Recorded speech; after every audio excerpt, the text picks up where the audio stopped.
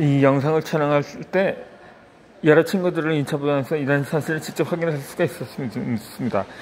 그들은 과거에 실패 직면하면 그 원인을 개인적인 요소에서 줄로 찾았고 자신의 능력이 없고 부족해서 생긴 일이라며 자책을 했다고 합니다. 하지만 여러 번 실패를 경험하고 그것을 통해서 성장하면서 이제는 낙관적인 방식으로 실패를 해석할 수 있게 되었습니다. 나 또한 과거에는 스펙트럼표의 왼쪽에 더 가까이 있는 사람이었지만 성장을 거듭하면서 이제는 오른쪽에 더 가까이 있는 사람이 되었습니다. 물론 때때로는 회복력을 저해하는 세 가지 요소가 나타날 때도 있지만 곧바로 이를 자각하고 다른 관점으로 바라보려고 노력합니다. 자신의 해석 방식이 어떠한지 자각하고 다른 관점을 F부는 연습을 해봅시다. 실패를 했을 때 개인적인 요인과 외부적인 요인이 차지하는 비율은 어떠한가요? 자신의 힘을 바꿀 수 없는 것은 무엇이고 자신의 능력 범위에서 내서 바꿀 수 있는 일은 무엇인가요? 바꿀 수 없는 일은 빨리 받아들이고 바꿀 수 있는 일을 시작합니다.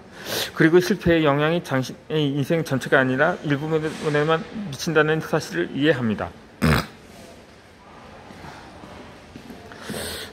이 낙한주의 연구자를 읽을 때는 굉장히 감명 있게 읽은 글귀가 있었습니다. 이 낙관적인 사람은 역경을 위협이 아닌 도전으로 생각하기 때문에 두방치지 않고 당당하게 맞선다고 말입니다. 이 글귀를 읽을 때 역경을 향해 당당히 걸어가고 있는 사람들의 모습이 머릿속에 그려졌습니다. 그리고 이런 장면을 떠올리는 것만으로도 마음속에 큰 용기가 휩쓸리는 것 같았습니다. 한 친구가 내게 이런 말을 한 적이 있었습니다.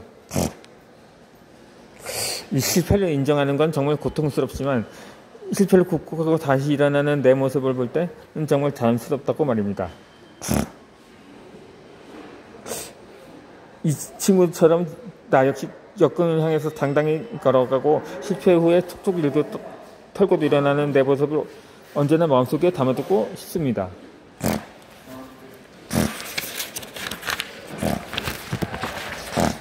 이 낯선 세상에 기꺼이 나아갑시다. 이 셀 샌드버거는 자신의 책인 린인에서 커리어의 발전 과정, 즉 회사 에서 맛있다는 직원부터 직급이 올라가는 과정은 사다리를 오르는 것에 비유를 했습니다. 우리가 어른은 성장하는 과정도 이 사다리를 오르는 것과 비슷합니다. 중학교에서 고등학교 입시를 가서 대학에 입학하고 대학을 졸업하면 대학원에 진학하는 부모님과 사회의 기회 부응을 하기 위해서 누구나 선망하는 안정적인 직업을 구합니다. 그런 다음에 결혼, 출산, 승진, 노후 준비 등의 인생의 숙제들을 완성하고 나이가 들면 은퇴를 합니다. 이 과정은 마치 사다리를 타고 위로 한 개씩 오르는 것 같습니다. 사다리 위에는 미지의 세계나 불확실성이 존재하지 않습니다. 위로 올라가는 한 가지 방향밖에 없기 때문입니다.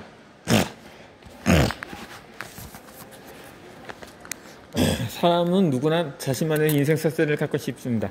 사다리의 모든 칸에는 내가 해야 할 일, 이뤄야 하는 목표가 속에 있었습니다. 이제 종이 한 장을 꺼내서 인생의 사다리를 한번 그려봅시다. 여러분의 사다리에는 무슨 내용이 적혀 있는가요?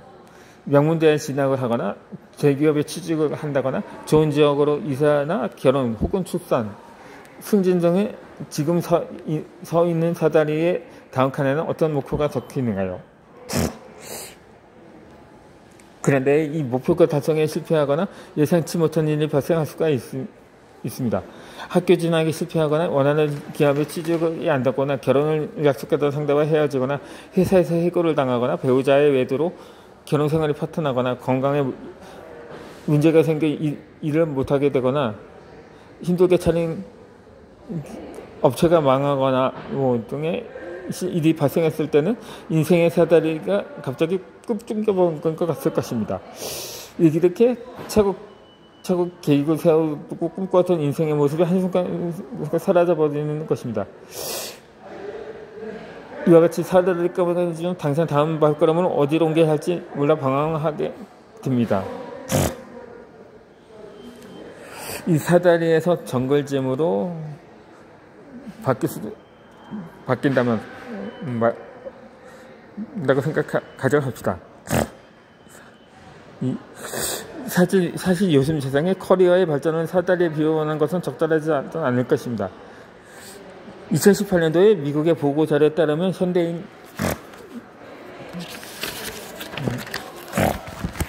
현대인들은 사는 동안에 평균 12개의 직업을 갖게 된다고 합니다. 일의 형태가 다양해지면서 사다리는 일찌감치 사라져 버린 것입니다. 이제 한 조직에 오래 머물러서 말단 직원으로부터 위로 올라가는 사람은 많지 않습니다. 샌드버그는 이제 커리어는 사다리 형태로 발전하는 것이 아니라 놀이터에 있는 정글짐의 형태로 발전한다고 말했습니다. 놀이터에 있는 정글짐을 본 적이 있을 것입니다. 지난번에 한 단지 안을 거쳐갔을 땐 4살 된 조스카를 데리고 들른 적이 있었습니다. 아주 높은 미끄럼틀이 있는 특별한 곳이었습니다. 내려올 때는 마치 놀이기구를 타는 것처럼 스릴이 넘쳐 보였습니다. 그러니 이 미끄럼틀에는 계단이 없었습니다. 미끄럼틀처럼 올라가는 유일한 방법은 정글짐 꼭대기까지 올라가는 것이었습니다. 이 나는 놀이터 한쪽에서 어린 조카를 놀아주면서 정글짐을 관찰했습니다.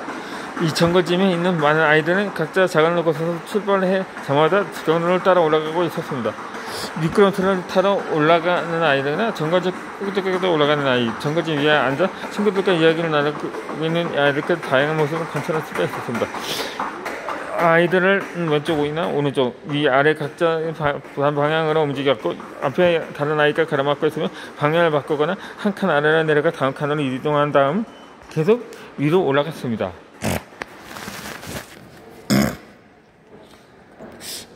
사다리는 위로만 올라갈 수 있기 때문에 앞에 누군가가 가로막고 있으면 그 자리에 멈출 수밖에 없습니다.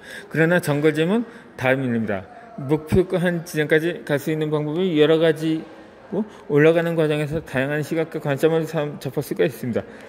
만약 내 인생에 사다리를 치워버리고 정글짐으로 바꾼다면 인생이 어떻게 달라질까요? 정글짐 위에 사람은 예상치부터 난간을 부딪히거나 원래 가려던 길에 문제가 생겼을 때 조금 돌아서 가거나 방향을 바꿔서 가면 그만입니다. 원래 가려고 했던 길에 미련을 남길 필요도 없습니다.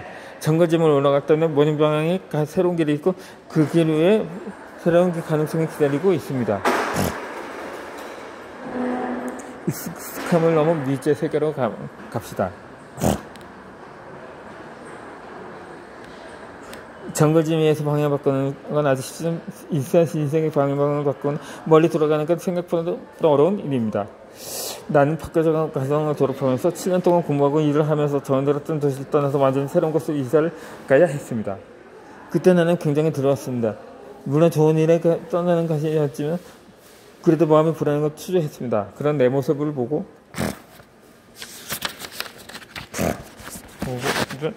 당시에 선생님이 내가 이곳이 안전하게 생각하는 게 이곳에서의 생활이 익숙하기 때문이야. 밤에 새는 도시는 잘 모르는 곳이라 지금은 그렇게 느껴질 수 있어. 하지만 그렇지만 언젠가 그것도 익숙해질 거야. 네가 익숙했다고 하고 안전하게 느끼는 이것도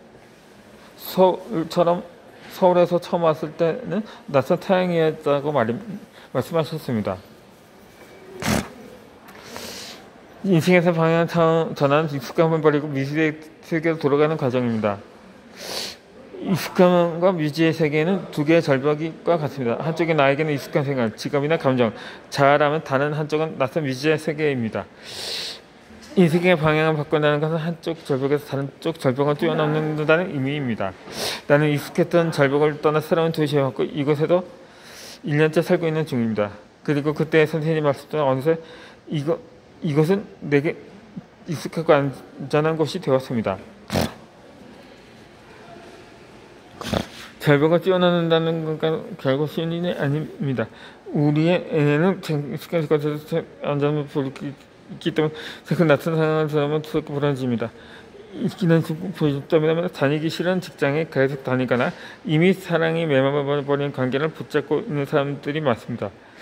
새로운 것을 시도하기가 늘어서 절벽을 뛰어넘지 못하고 익숙한 곳에 머물러 있는 것입니다. 미국의 정신의학 교수인 브루스 페리는 한 강연에서 이미 알고 있는 상황에서 아무리 끔찍해도 사람들은 알지 못하는 새로운 상황을 더욱 두려워한다고 말했습니다. 그러나 절벽을 뛰어넘으면 단순한 것을 익숙함을 바꿀 수가 있습니다. 그리고 절벽을 뛰어넘을 수 있도록 당신을 도와주는 것은 바로 신뢰입니다. 이 신뢰 전문가인 레이첼 보츠먼은 신뢰란 미지의 대상과 좋은 관계를 맺는 것이라고 말했습니다. 즉 신뢰는 확실한 것을 받아들이는 능력이고 건너편들밖에 무엇이 있는지 모르지만 과감히 뛰어넘는 능력이라고 말입니다.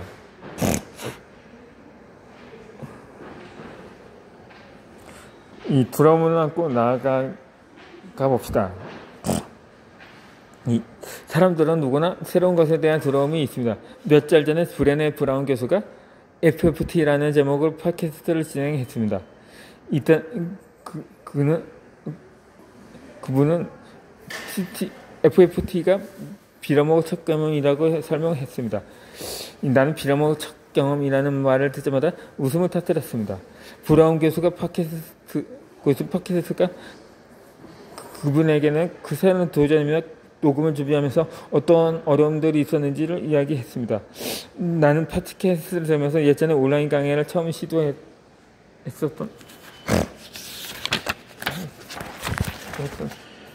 용기를 조절하는 것에 앞서 나가는 것입니다.